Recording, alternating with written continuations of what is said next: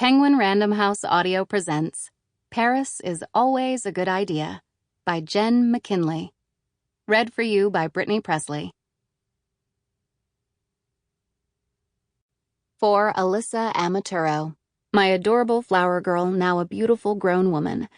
I am so impressed by the amazing person you have become.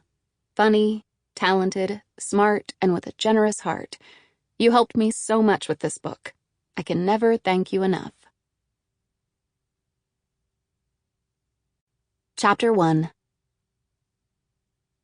I'm getting married. Huh? We've already picked our colors. Pink and gray. Pink and what? Gray. What do you think, Chelsea? I want your honest opinion. Is that too retro?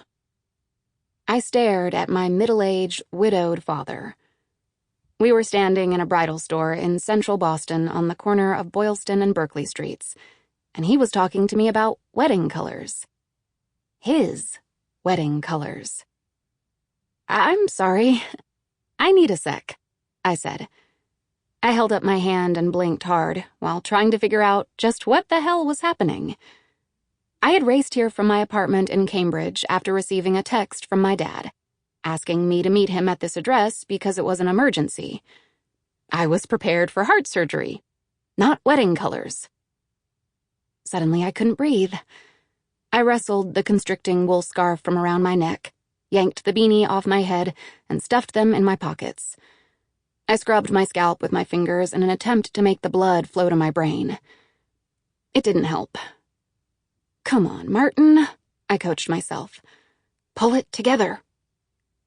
I unzipped my puffy winter jacket to let some air in. Then I focused on my father. What did you say? I asked. Pink and gray. Too retro? Glenn Martin, a.k.a. Dad, asked. He pushed his wire-frame glasses up on his nose and looked at me as if he was asking a perfectly reasonable question. No, before that. I waved my hand in a circular motion to indicate he needed to back it all the way up. I'm getting married! His voice went up when he said it, and I decided my normally staid 55-year-old dad was somehow currently possessed by a 20-something bridezilla. You okay, Dad? I asked. Not for nothing, because the last time I checked, he hadn't even been dating anyone. Never mind thinking about marriage.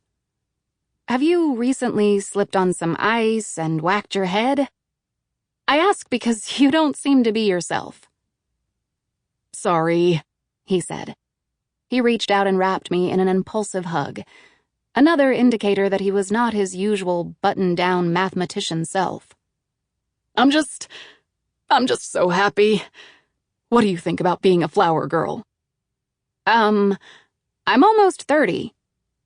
I tried not to look as bewildered as I felt. What was happening here? Yes, but we already have a full wedding party, and you and your sister would be really cute in matching dresses. Maybe something sparkly. Matching dresses? Sparkly? I repeated. I struggled to make sense of his words. I couldn't. It was clear. My father had lost his ever-lovin' mind. I should probably call my sister. I studied his face, trying to determine just how crazy he was. The same hazel eyes I saw in my own mirror every morning held mine, but where my eyes frequently looked flat with a matte finish, his positively glowed. He really looked happy. You're serious? I gasped. I glanced around the bridal store, which was stuffed to the rafters with big, fluffy white dresses. None of this made any sense, and yet here I was. You're not pranking me? Nope. He grinned again. Congratulate me, Peanut. I'm getting married. I felt as if my chest were collapsing into itself. Never, not once, in the past 7 years had I ever considered the possibility that my father would remarry. To who? I asked. It couldn't be. Nah, that would be insane. Really, Chels? Dad straightened up. The smile slid from his face, and he cocked his head to the side, his go-to disappointed parent look. I had not been on the receiving end of this look very often in life. Not like my younger sister, Annabelle, who seemed to thrive on the look. Usually it made me fall right in line, but not today. Sherry? You're marrying Sherry? I tried to keep my voice neutral. Major failure as I stepped backward, tripped on the trailing end of my scarf, and gracelessly sprawled onto one of the cream-colored velvet chairs that were scattered around the ultra-feminine store. I thought it was a good thing I was sitting, because if he answered in the affirmative, I might faint. "Yes, I asked her to marry me, and to my delight, she accepted," he said. Another happy, silly grin spread across his lips, as if he just couldn't help it. But, she won you in a bachelor auction 2 weeks ago, I cried. I closed my mouth before I said more, like pointing out that this was hasty in the extreme. The store seamstress, who was assisting a bride up on the dais in front of a huge trifold mirror, turned to look at us. Her dark hair was scraped up into a knot on top of her head, and her face was contoured to perfection. She made me feel like a frump in my Sunday no-makeup face. Which, in my defense, was not my fault, because when I'd left the house to meet Dad, I'd had no idea the address he'd sent was for Brianna's bridal. I'd been expecting an urgent care, in fact. I wasn't sure yet that we didn't need one. Glenn Martin, Harvard mathematician and all-around nerd dad, had been coerced into participating in a Silver Fox bachelor auction for prominent Bostonians by my sister Annabelle to help raise funds for Boston Children's Hospital. I had gone, of course, to support my sister and my dad, and it had mostly been a total snooze fest. The highlight of the event was when 2 socialites got into a bidding war over a surgeon, and the loser slapped the winner across the face with her cardboard paddle. Good thing the guy was a cosmetic surgeon, because there was most definitely some repair work needed on that paper cut. But my father had not been anywhere near that popular with the ladies. No one wanted a mathematician. No one. After several minutes of excruciating silence, following the MC trying to sell the lonely gals on my dad's attempts to solve the Riemann hypothesis, I had been about to bid on him myself, when Sherry, a petite brunette, had raised her paddle with an initial offer. The smile of gratitude Dad had sent Sherry had been blinding, and the next thing we knew, a flurry of numbered paddles popped up in the air. But Sherry stuck in there and landed the win for $435.50.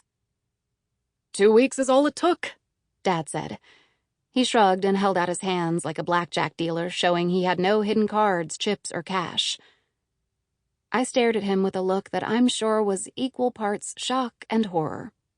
"I know it's a surprise, Chels, but when—" he began, but I interrupted him. Dad, I don't think a bachelor auction is the basis for a stable, long-lasting relationship.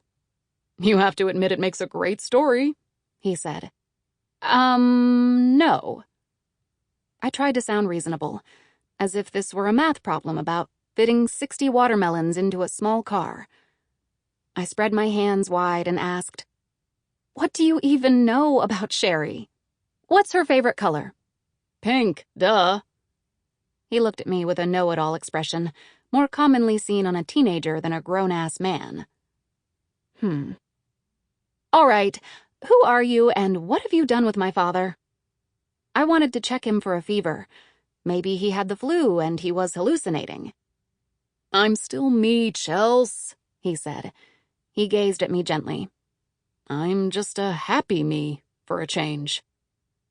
Was that it? Was that what was so different about him? He was happy? How could he be happy with a woman he hardly knew? Maybe... Oh, dear. My dad hadn't circulated much after my mom's death. Maybe he was finally getting a little something-something, and he had it confused with love. Oh, God. How was I supposed to talk about this with him? I closed my eyes.